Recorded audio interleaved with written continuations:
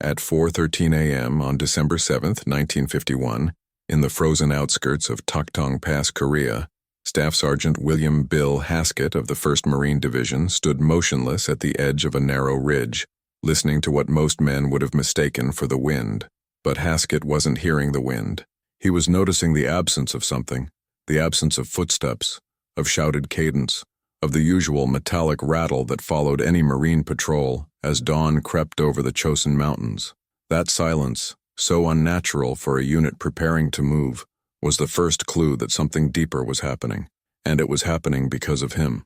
Bill Haskett served as a communications specialist turned unofficial scout instructor, a man whose file never made it past the second drawer of battalion headquarters. He wasn't famous. He wasn't decorated beyond a pair of modest campaign ribbons, and he certainly wasn't the Marine Corps' idea of a visionary. But on that morning, surrounded by 30 degrees below zero air and the blue-gray silhouettes of men who had seen too much in too little time, Haskett watched an experiment he had designed in violation of half the field manual come to life. A platoon-sized patrol of U.S. Marines preparing to march in total engineered silence.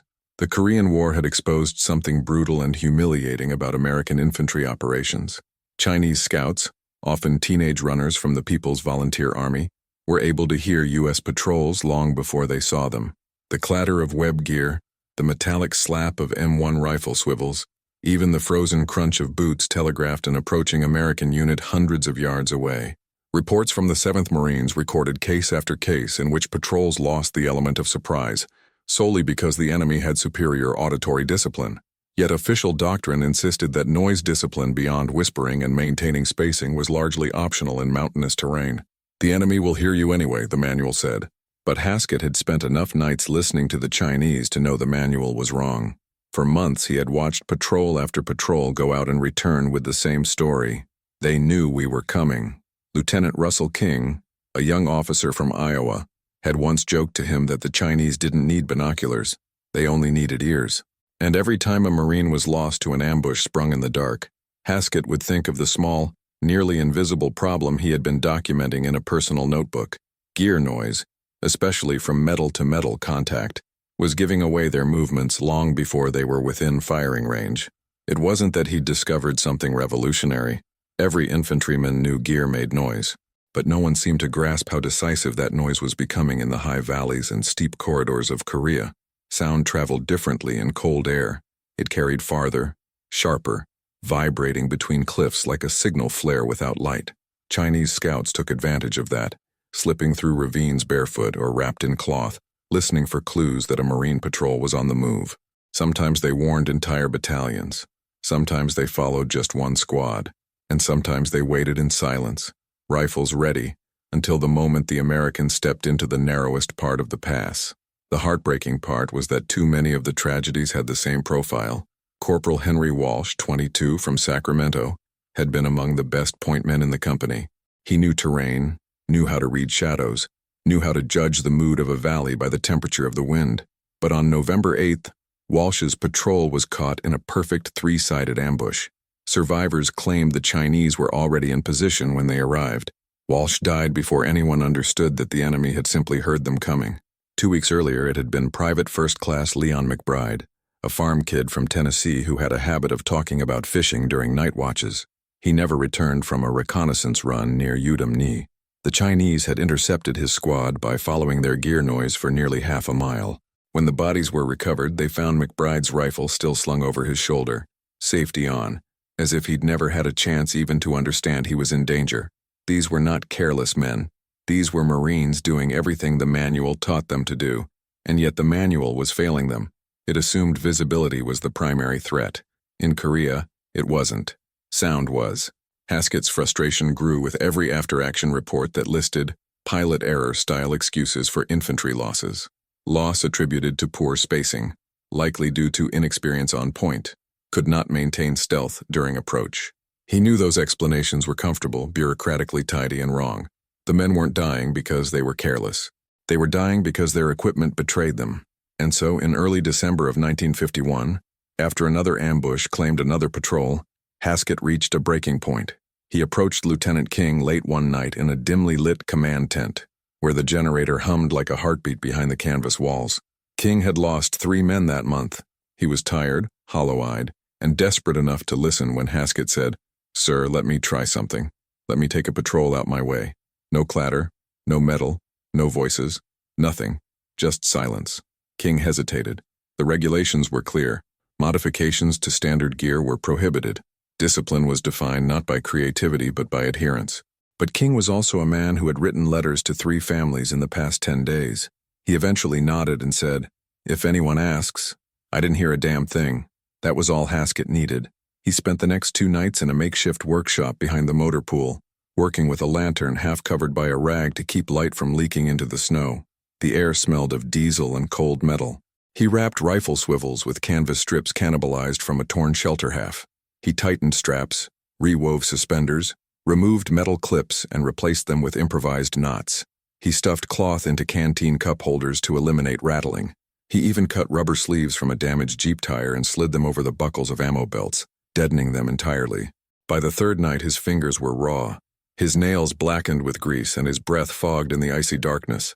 But he had created something the manual never imagined. A fully muffled Marine patrol, engineered to make almost no sound at all. And that brought him back to 4:13 a.m. on December 7th, watching the first test of what would later be whispered across the division as Haskett's silent march. The platoon stood ready, each man weighed down by the same standard gear but producing none of its usual noise. No one spoke. No clinks, no snaps, no metallic echoes.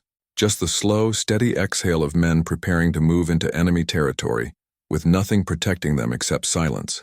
They stepped off into the darkness without a single sound to mark their departure, and for the first time in that brutal winter, the valley didn't answer back.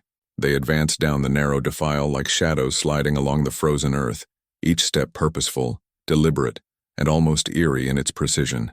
The moon had already dipped behind the jagged ridgeline, leaving only a faint crust of starlight reflecting off the snow-covered rocks. Normally, a Marine patrol at this hour would echo faintly through the valley, a canteen striking a cartridge belt, the groan of leather stiffened by cold, the hollow clack of an M1 sling ring brushing against a buckle. But on this morning, under William Haskett's improvised doctrine, there was nothing. Not even the crunch of boots sounded as loudly as before because Haskett had rubbed the soles with a thin layer of motor oil to soften the ice and reduce the snap of frozen snow. The men sounded like they were walking through a dream. Lieutenant King, marching near the front, kept glancing over his shoulder as if to confirm that his platoon was still behind him. In the darkness, even he could barely hear them. It unsettled him, but it also gave him a sense of control he had never felt in these mountains.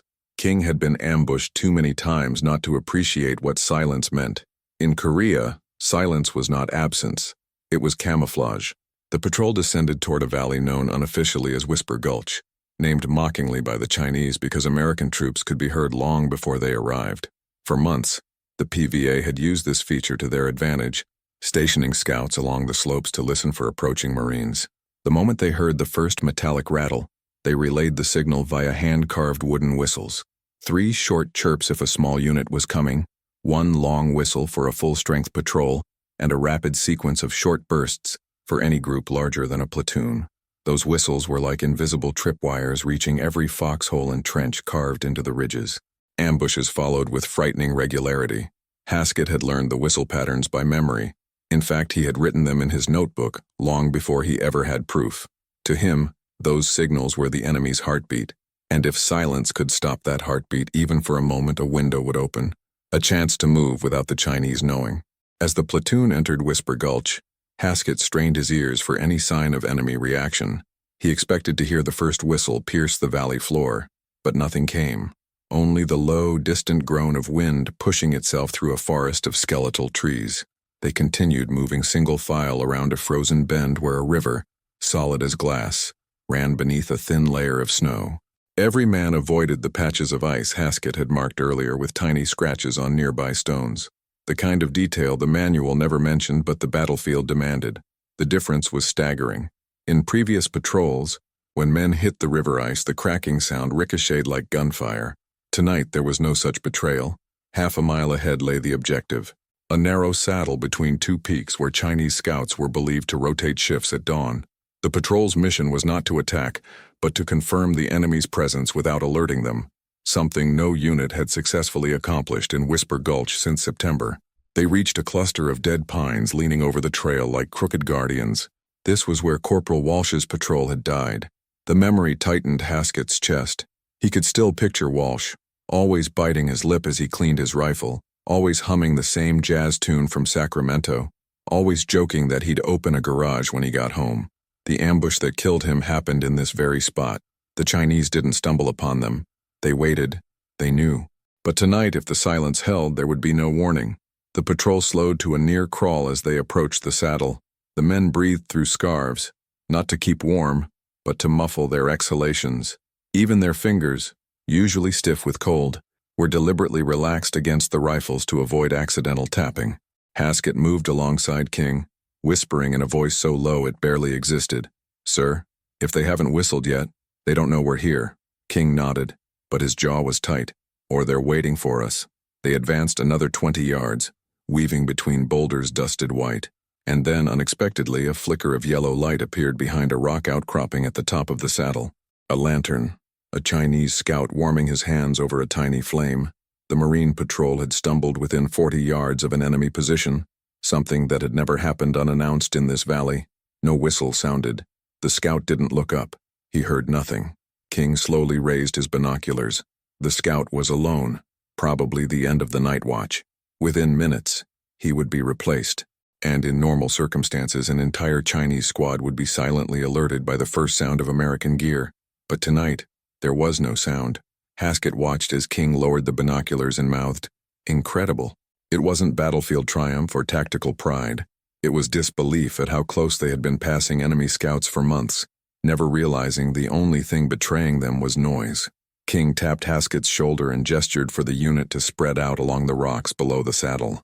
The Marines moved slowly, carefully positioning themselves to observe without being seen. Still, the scout didn't react. The minutes stretched thin. A faint blush of dawn began to rise behind the mountains, painting the clouds in muted red streaks. The Marine patrol remained perfectly invisible in their silence, while the Chinese scout, oblivious, continued rubbing his hands together and periodically stamping his feet against the cold. Then the moment arrived.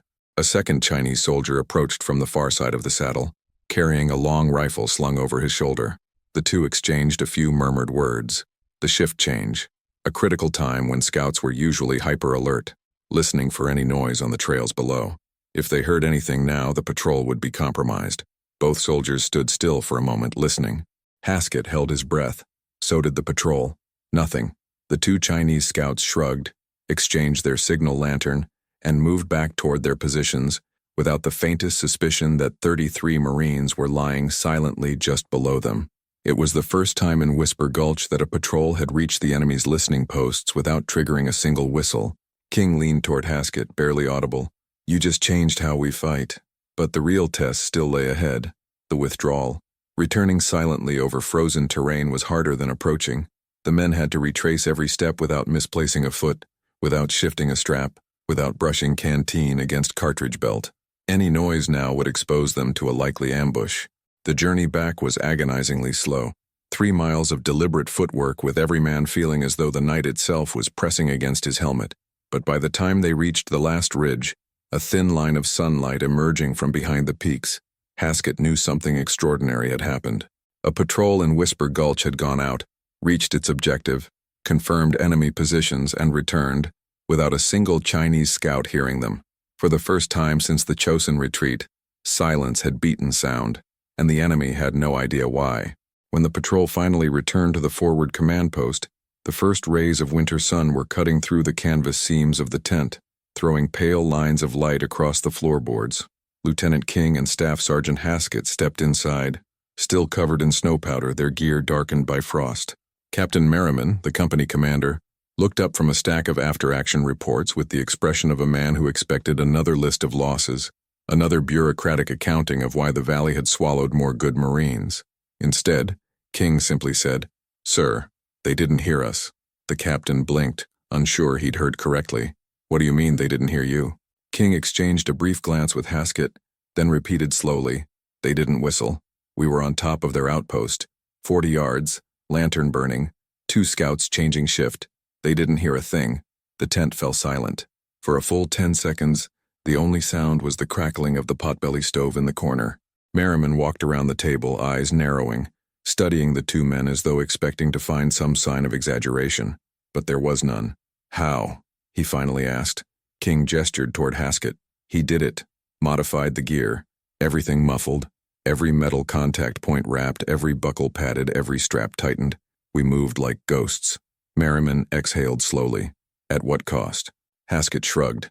"A few rules violated. Maybe a court-martial." King cut in. "Or maybe we stop losing men." The captain didn't respond immediately. His gaze drifted toward a rack of rifles leaning in the corner, each one bearing tiny, insignificant pieces of metal, swivels, buckles, rings, that had been betraying them for months. In the following days, word spread not officially, not through orders or announcements, but through whispers in the chow line and murmurs in the dark corners of tents.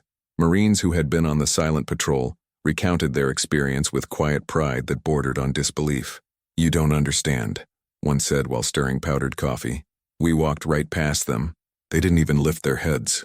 Another Marine remarked that for the first time since landing in Korea, he had felt like the hunter instead of the hunted.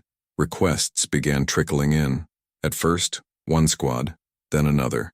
A sergeant from Baker Company approached Haskett late one night, stepping into the flickering lantern light by the motor pool. "Heard what you did?" the sergeant said. "Lost my best man last month to an ambush down there. Tell me how to make my boys quiet." Haskett hesitated. Spreading the modification openly meant eventually facing consequences, but the sergeant's face, strained by exhaustion and grief, left little room for debate. Haskett taught him. Within 48 hours, muffled gear started appearing across the battalion. Canvas strips wrapped around sling swivels, rubber sleeves cut from Jeep tires, cloth padding stuffed into canteen cup holders. But it all stayed unofficial. Marines removed the modifications for inspections, hiding them inside footlockers or tucking them beneath mattresses.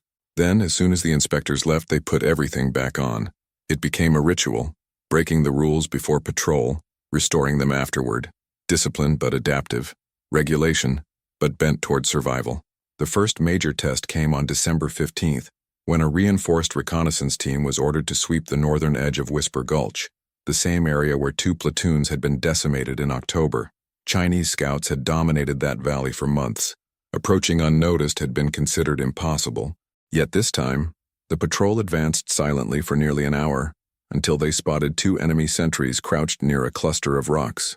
The Marines froze, listening. No whistles. The patrol leader signaled for the unit to bypass the position entirely, slipping between boulders with the precision of a unit that had rehearsed this kind of movement for years. In reality, they had rehearsed it for less than a week. When they returned with detailed sketches of enemy trench lines, mortar pits, and ammunition caches, Captain Merriman realized a line had been crossed. "You're telling me you got within observation range without a single alert?" he asked again, incredulous. The patrol leader nodded. "Sir, they didn't know we were there. Not once." Merriman walked to the map board and stared at the new markings. Positions they had suspected existed but had never been able to confirm. All because silence had carried them farther than firepower ever could. It was then he understood. This wasn't just a field improvisation. This was doctrine born from the cold ground up. As silent patrols multiplied, Chinese units began to notice something was wrong. Reports intercepted through radio monitoring suggested an unease spreading among their ranks. "American soldiers moving like shadows," one message read. "No sound, no warning, appearing where they should not be." Another intercepted message claimed that an entire listening post had failed to detect a patrol, causing suspicion and tension between officers and enlisted men. Chinese scouts, once proud of their ability to hear the Americans coming long before they arrived, now began doubting themselves. Some blamed the wind. Others blamed exhaustion, but none understood the truth. The Americans had changed the rules. There were several close calls. One night, a Chinese patrol nearly stumbled directly into a silent Marine unit returning from reconnaissance. Instead of the expected rattle of gear, they heard nothing, only realizing too late that the dark shapes moving along the ridge were enemy soldiers. A brief exchange of gunfire erupted, but the Marines, already expecting the possibility, withdrew swiftly without casualties. The Chinese, confused and shaken, reported the encounter to their superiors as an unexpected apparition of American infantry. Back at the Marine lines, the transformation was tangible. Patrols that once returned battered and demoralized were now coming back with intelligence, confidence, and, most importantly, fewer casualties. Haskett, who never sought recognition, suddenly found himself approached by officers asking cautious questions. What exactly did you alter? How many steps did you eliminate from the standard loadout? How durable are the modifications? He answered every question plainly, though he always insisted the credit belonged to the Marines willing to trust him enough to try something untested. But the higher the success rate climbed, the greater the risk. Battalion headquarters eventually caught wind of the unofficial modifications. A sternly worded memo circulated, reminding all companies that unauthorized alterations to standard equipment compromise accountability and could result in disciplinary action. The officers read it, nodded, posted it on bulletin boards, and then quietly tore it down at night. When the inspectors arrived days later, every Marine's gear looked immaculate and regulation perfect. The moment the inspectors left, muffling strips reappeared like winter roots pushing through frozen soil. The truth was undeniable. Doctrine had been overtaken by necessity, and necessity had been discovered by a staff sergeant who simply refused to accept the quiet death of good Marines as an inevitable part of war. Still, tension grew. Haskett knew that eventually someone higher up, far above Merriman, far above King, would demand an explanation for the sudden uptick in reconnaissance efficiency and the corresponding collapse of Chinese early warning successes. And when that day came, the questions would not be gentle. But until then, the Marines continued marching in silence. The effect on morale was profound. Men who had once feared every night patrol now volunteered for them, eager to experience the strange power of moving without sound. It feels like the ground doesn't hate us anymore, one private remarked, tightening the cloth around his rifle swivel. Another Marine, normally withdrawn and humorless, managed a small smile as he adjusted the padding on his canteen holder. Maybe, he whispered, we finally learned how to listen to this place instead of fighting it. Even Lieutenant King felt it. Nights no longer seemed like the enemy's domain. Silence had become a shield. Fragile, improvised, illegal, but effective. And every time the patrols returned with fresh intelligence, King would look toward the motor pool, where Haskett worked quietly among spare parts and oil cans, and wonder how long such a simple, brilliant defiance could remain hidden. For now, though, the silent marches continued spreading, hangar to hangar, tent to tent, like a secret passed between survivors. And every night that a patrol returned without casualties was another reminder that war was not always won by those who had the loudest guns, but sometimes by those who learned how to walk unseen. By late December, the silent marches had become so effective that they began shaping operations beyond simple reconnaissance. Entire tactical ideas emerged from the realization that Marines no longer needed to announce their presence with every shift of their gear. What began as a handful of improvised modifications by a weary staff sergeant was now influencing how platoons planned their routes, how lieutenants timed their advances, and how officers reconsidered night operations that previously had been considered suicide missions. But it was the night of December 28th, under a sky so clear that even the frozen constellations seemed brittle, that demonstrated just how far-reaching Haskett's small rebellion had become. That evening, Captain Merriman summoned both Haskett and Lieutenant King into the command tent. A kerosene lantern flickered on the table, illuminating a map marked with grease pencil lines showing Chinese positions along the northern ridgeline. Intelligence believes they're rotating more artillery spotters into these high points, Merriman said, tapping the map. If they control the ridge, they control the valley. We need eyes on that position before dawn. King leaned forward. Sir, that's beyond Whisper Gulch. No patrols made it that far without getting pinned. Merriman nodded. Until now. His gaze shifted to Haskett. There was a weight behind that look. Not accusation, not approval, but the dawning realization that the Marine Corps was relying on something it couldn't officially acknowledge. If we send a patrol, the captain continued, it has to be one of ours. It has to be quiet. King understood immediately. We'll take the silent gear. Merriman hesitated before speaking again. I'll deny I approved it if anyone asks, but bring me confirmation of that spotter position. We need it. And so, a few hours before midnight, a 12-man reconnaissance unit prepared to move. The temperature had dropped sharply, sinking toward 35 degrees below zero. Frost coated their rifles in shimmering crystals. Their breath fogged and froze onto their scarves. Yet not a single buckle clinked. Not one metal ring rattled. Each man had spent nearly an hour ensuring that every improvised muffling strip was secured. Haskett walked the line, adjusting straps, rewrapping loose cloth, and adding final touches. He said nothing, but the men watched him with a kind of reverence usually reserved for chaplains and corpsmen. The patrol set off into the night. The terrain ahead was steeper, more hostile than the narrow corridors of Whisper Gulch. Jagged rocks jutted from the snow like broken teeth. Patches of black ice threatened to betray even the softest step. Normally, Marines climbing these slopes would sound like an iron workshop being dragged uphill, canteens tapping belts, knives scraping against buckles, helmets shifting against chin straps. But tonight the only sound was the faint hiss of wind gliding between pine branches. Even the crunch of snow was muted by the oil-softened boot soles. Halfway up the ridge, the patrol froze. Lieutenant King signaled a halt. Ahead, less than 100 yards away, the dim silhouette of a Chinese lookout trench became visible, barely distinguishable from the rocks around it. Two figures stood inside, rifles slung over their shoulders, scanning the valley below. Every few seconds, one would lift a hand-carved wooden whistle to his lips, not to sound it, but to keep it warm so it wouldn't freeze and crack. That whistle was the enemy's early warning lifeline. If they heard anything, even a single metal click, the ridge would erupt in gunfire. King crouched low, studying the scouts.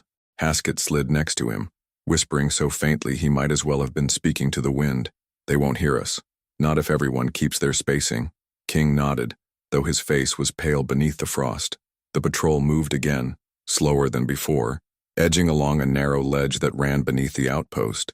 The men were so close now they could see steam rising from the Chinese scouts' breath, could hear the faint scrape of their boots as they shifted their weight. But the scouts heard nothing from below. Not one sound. Not one clue that 12 Americans were passing directly underneath them. Reaching the far side of the ridge, the Marines paused behind a cluster of snow-laden boulders. From this vantage point, they could see deeper into enemy territory than ever before. Through a break in the trees, King spotted the shape of a dug-in artillery spotting station, exactly where intelligence predicted. A small fire burned near the entrance. 3 silhouettes moved back and forth, likely updating range tables, preparing for morning shelling. King turned to Haskett, eyes wide. "We've never seen this far." "Never." Haskett stared ahead, silent. For him, the sight wasn't triumph. It was confirmation, proof that silence wasn't just a trick, it was strategy. The patrol sketched the position quickly. Even the sound of charcoal scraping paper was muffled by scarves. When they finished, King gestured for withdrawal. The return route would be harder. Men were fatigued. Muscles trembled from cold. A single misstep could send someone sliding down the slope, creating enough noise to alert every scout on the ridge. But they moved, step by step, breath by breath. Near the listening post, disaster nearly struck. One Marine slipped on hidden black ice, his boots skidding. He flailed, arms outstretched, rifle swinging forward. Normally, the metal of the sling swivel would have clattered loudly against the rifle stock, but tonight it didn't. The canvas strip Haskett had tied 2 days earlier absorbed the impact, reducing the noise to a dull thump swallowed by the snow. The Chinese scouts didn't turn. The patrol resumed, hearts pounding. Hours later, when they descended into Marine lines just as the first pale glow of dawn crested the mountains, Captain Merriman was waiting. King handed him the sketches, detailed drawings of the spotting station, its firing arcs, its communication line toward the enemy rear. Merriman stared at them, speechless. This intelligence would save lives. Dozens, maybe hundreds. Finally, he looked at Haskett. "What you've done," he paused, searching for words, "will never be in any regulation, but it will win battles." Haskett didn't respond. He had never done it for recognition. By early January, silent marching wasn't just an oddity. It was a phenomenon. Companies from across the 1st Marine Division came asking for advice. Some sent mechanics. Others sent their quietest scouts. One platoon from the 5th Marines arrived with a notebook filled with observations. Which straps made the most noise, how to neutralize the jingle of bayonet clips, how to keep metal warm enough not to creak in extreme cold. But official headquarters was beginning to notice the pattern. Reports of higher-than-expected reconnaissance success, enemy early warning failures, and unusually quiet American advances were being discussed at regimental briefings. Questions were asked. How were the Marines bypassing Chinese scouts? Why were whisper posts failing? No one gave clear answers.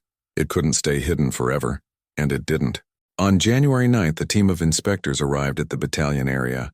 Their job was to investigate non-standard gear modifications undermining uniform regulation. Marines scrambled discreetly, removing every canvas wrap, every rubber sleeve, every padded buckle. By the time the inspectors reached the company area, all gear looked perfectly regulation, but the inspectors weren't fools. They had read the reports. They knew something was different. One of them, an older major with deep creases around his eyes, picked up a rifle from its rack and examined the sling swivel closely. There were faint marks on the metal, grooves that suggested something had been wrapped around it recently. He looked at Haskett, who stood at rigid attention nearby. "What exactly are you men doing out there?" the major asked quietly. Haskett met his gaze but said nothing. King stepped forward. "Sir, we're doing our jobs." The major studied both men, then placed the rifle back onto the rack. After a long silence, he said only, "Carry on," and walked out. That night, after the inspectors left, the muffling gear came out again. The silent marches resumed before dawn. But now, word was spreading beyond the regiment. Officers from other divisions wanted to know more. Headquarters wanted explanations. The manufacturer of the Marines' standard field gear was reportedly sending a representative to the front. The quiet modifications of a single staff sergeant had started a chain reaction, one that could no longer be contained. And somewhere in the snow-choked darkness of Korea, Chinese scouts were beginning to fear what they couldn't hear. The Americans had learned to vanish into silence.